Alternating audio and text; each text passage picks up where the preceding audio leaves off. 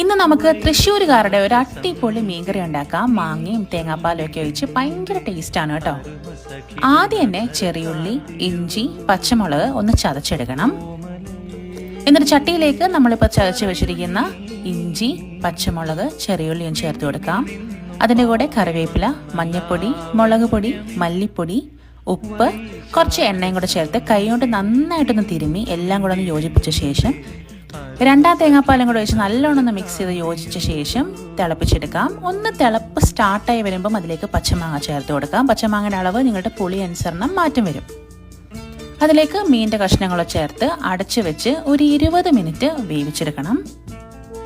മീനൊക്കെ നന്നായിട്ടൊന്ന് വെന്ത് കഴിയുമ്പോഴത്തേന് സ്റ്റവൊക്കെ ഓഫ് ചെയ്ത ശേഷം ഒന്നാം തേങ്ങാപ്പാലും കൂടെ ഒഴിച്ച് ഒന്ന് മിക്സ് ചെയ്ത് കൊടുക്കാം. സ്പൂണൊന്ന് യൂസ് ചെയ്യലും മീനങ്ങ് പൊടിഞ്ഞു പോകും. പിന്നെ താളിക്കാനായിട്ട് വെളിച്ചെണ്ണയിലേക്ക് ചെറിയുള്ളി ഒന്ന് മൂപ്പിച്ച് കറിവേപ്പിലയും കൂടെ ചേർത്ത് കഴിഞ്ഞാൽ സംഭവം റെഡിയായി.